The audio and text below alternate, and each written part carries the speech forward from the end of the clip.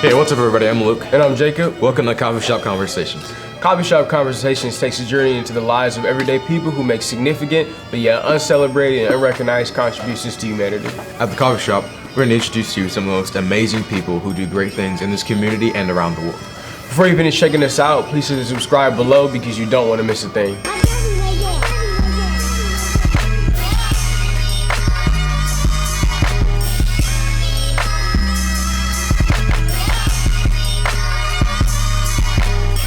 What similarities do you think you have with people trying to figure out their lives today, just young people? And what do you think you could relate to them and they could relate to you in different ways? Yeah, so when I was in school, I wanted to be an attorney or an airline pilot, but I didn't do what it took to become an attorney or airline pilot, right? And so since I didn't do what I had to do, then I had to do something different. And you can't blame others for your lack of preparedness. It's a situation where I hear people all the time talking about, well, I want to do this or I want to do that. I said, man, that's great. I'm not a dream killer. I'm here to lift you up and have you soar, as high as an eagle. But are you prepared for that opportunity? Les Brown once said, it is better to prepare for an opportunity and not have an opportunity exist than have an opportunity exist and not be prepared, right? So what are you prepared for, right? Are you prepared for what you want to do or are you not? And as a young person, regardless of your current environment or the challenges that are before you, you can achieve if you believe, right? And the other thing is reach out.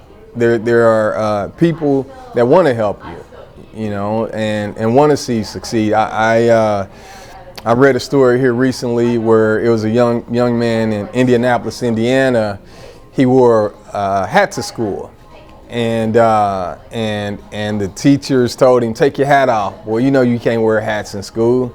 And and he refused to take his hat off, and they sent him to the principal's office.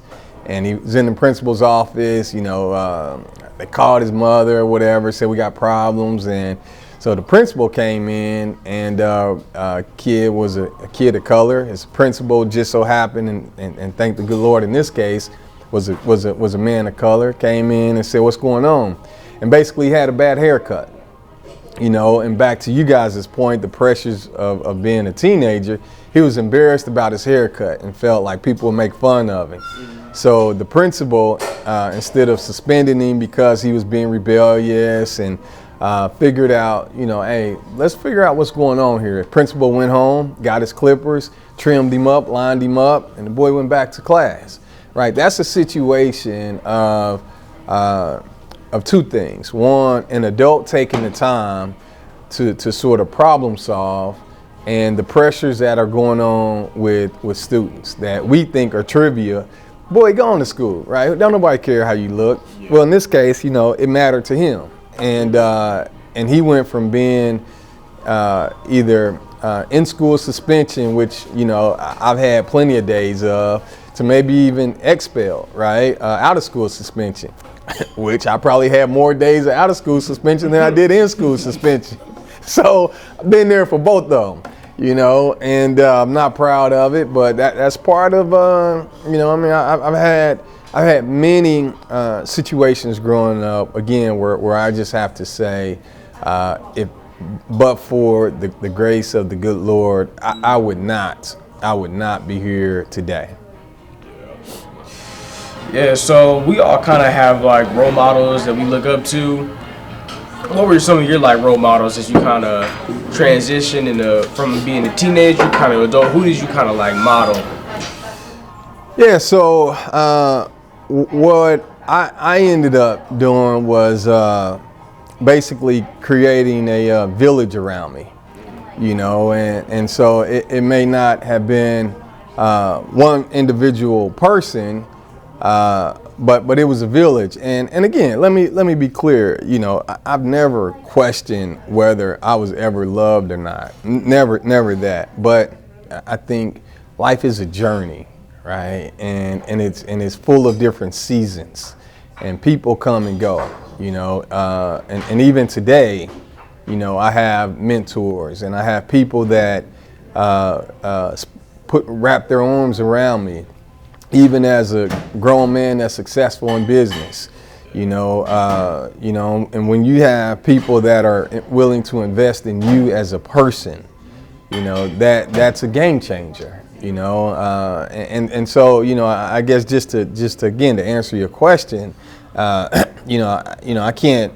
I mean, I could probably name some individuals, but more importantly, what I'm telling you, it's been a series of individuals, and ultimately, it's been a village. You know, because at the end of the day, sometimes you don't see yourself as others see you, right? And what I mean by that is from a value standpoint. You may think, you know, I'm not as good at this or good at that, but others do. And, you know, I mean, that's how I started my business, is someone saw something more in me than I saw in myself. And when she did that, she then nurtured that to come out of me, and then others along the way sort of watered that seed, you know, because you can't just plant a seed and expect it to grow. Right? You need to nurture that seed. You need to water it, and sometimes you got to pull weeds out around it, right?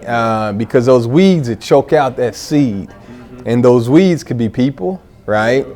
Those weeds could be an environment that's just unhealthy. You know, so you know, you never want to stop growing and wanting to stop being better. Your village, you basically kind of had this like maybe community of people. You kind of shaped your life so where you could have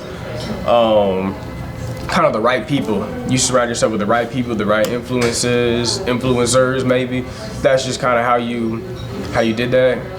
Yeah, and the other thing is, you know, I'll say is even friends growing up, you know, looking back, we were all sort of similar, right? Many of us, in some cases, didn't have a father around, or, you know, maybe the mother was struggling, whatever the case may be. And it's interesting because so we ultimately became basically like a band of brothers, right? Where we depended on each other, and that wasn't always good, because when you have young men, you know, bouncing ideas off each other, right? Without maybe some other mentors or some real father figures, maybe guiding that conversation. You know, sometimes you don't make the best decisions, but you go with what you have. And I can say, you know, my brothers growing up, you know,